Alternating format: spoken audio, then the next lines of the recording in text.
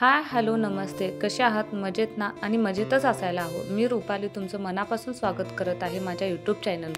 आज आम्ही बनवणार आहोत शेंगदाण्याच्या पोळ्या व शेंगदाण्याचे लाडू एकाच वेळेला, आणि ते पण इझी पद्धतीने.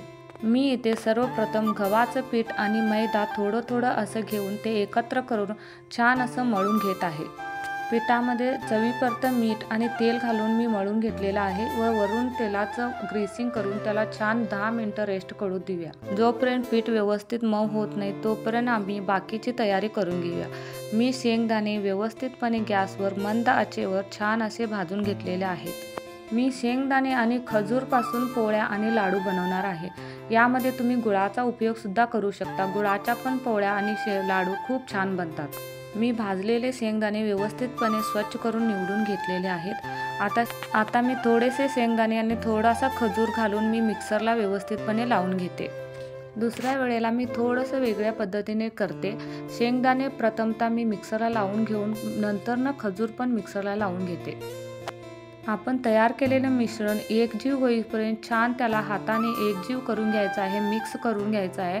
ते व्यवस्थित मिक्स झाल्यावरच तुमचे लाडू किंवा पोळ्या छान असे होणार आहेत. मिश्रण मी बनवून घेतलेलं आहे. आता आमचं पीठसुद्धा बनवून तयार आहे. आता आपण पोळ्या करायला घेऊया. आपण पुरणपोळी ज्याप्रमाणे बनवतो त्याचप्रमाणे ही पण पोळी बनवायची आहे. स्टार्टिंगला ते थोडंसं लाटून घेऊन त्याला ऑइल घालून मी व्यवस्थित फोल्ड करून लाटून घेतलं.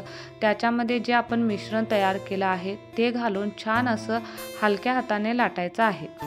मी पोळी लाटण्यासाठी पिठाचा वापर करत आहे. मी खाली पीठ टाकून पोळी लाटून घेते. तुम्ही तेलाचे सुद्धा बनवू शकता. तेल लावून तुम्ही पोळी लाटू शकता, ते पण छान होतात. पण मी पीठ लावून पोळी लाटून घेऊन वर त्याला तेल लावून व्यवस्थितपणे भाजून घेते. अगदी सोप्या पद्धतीने आणि खूप छान पोळ्या बनतात.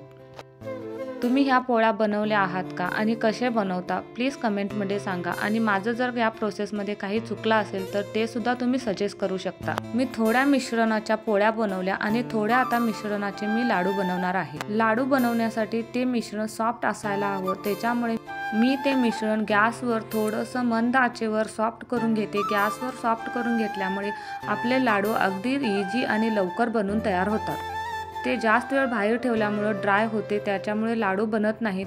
म्हणून मी गॅसवर ठेवून ते थोडेसे सॉफ्ट करत आहे.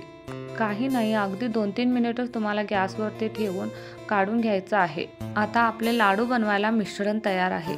चला आपण लाडू बनवूया. तुम्ही बघूच शकता किती सोप्या पद्धतीने आणि पटपट लाडू बनवून तयार होत आहेत. तर चला, आता चॅनलवर व्हिजिट केलाच आहात तर प्लीज चॅनलला सबस्क्राईब करा, लाईक करा आणि व्हिडिओ आवडला असेल तर प्लीज तुमच्या मित्रमैत्रिणींना शेअर करा. पण भेटू अशाच इंटरेस्टिंग व्हिडिओमध्ये. तोपर्यंत टेक केअर, बाय.